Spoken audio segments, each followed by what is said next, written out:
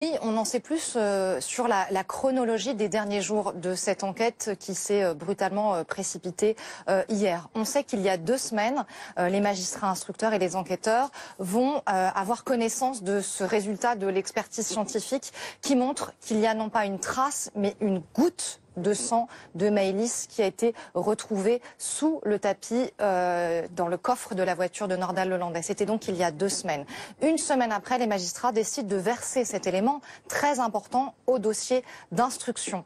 À la fin de la semaine dernière, vendredi dernier, l'avocat de Nordal Lelandais, Alain Jakubowicz, va prendre connaissance du dossier et évidemment, il en a le droit, il prépare une prochaine audition et c'est là qu'il lit le dossier et qu'il découvre cet élément accablant.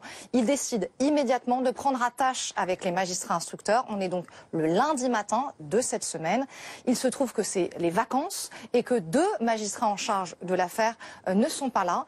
Ils vont donc revenir précipitamment parce que l'avocat de Nordal Lelandais leur dit il va vous faire des révélations.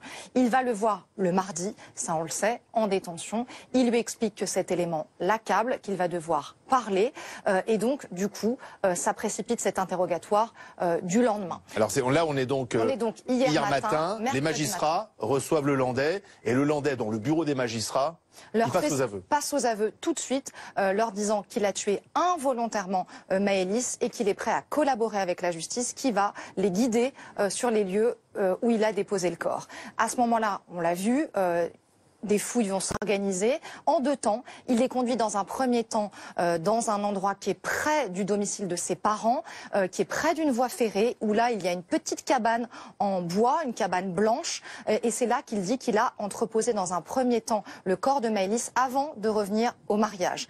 Et ensuite il dit qu'il revient au mariage et que quand il y retourne pour aller chercher le corps dans cette petite cabane, c'est pour le déposer ailleurs, dans ce massif de la Chartreuse. Et là, hier, ils vont errer. Nordal Lelandais, son avocat, les magistrats, les enquêteurs pendant plusieurs heures, au moins 3 heures, pour que Nordal Lelandais retrouve le souvenir, parce qu'évidemment le paysage a beaucoup changé, il a beaucoup neigé dans la nuit qui a précédé, et donc du coup il a du mal à reconnaître les lieux. Et un peu après 16 heures, alors qu'ils sont sur ces routes des montagnes, il a un déclic et il dit ça y est, je me souviens, c'était là que j'ai garé ma voiture. Donc tout le monde s'arrête, ils descendent et il dit c'est près de ce petit ravin. Donc tout le monde descend cette montagne. Il dit il faut remonter un peu. Donc tout le monde remonte et puis il dit ah là en fait je suis confus, je sais pas vraiment où c'est. Il décide de redescendre et puis là il demande à parler à son avocat. Il y a un petit entretien avec son avocat. Il en revient et après cet aparté il dit en fait il faut qu'on remonte. Donc tout le monde remonte et là subitement devant les magistrats, les enquêteurs, une dizaine de personnes, Nordal Lelandais s'agenouille, se met à pleurer, se met à prier et implore le pardon de Maëlys.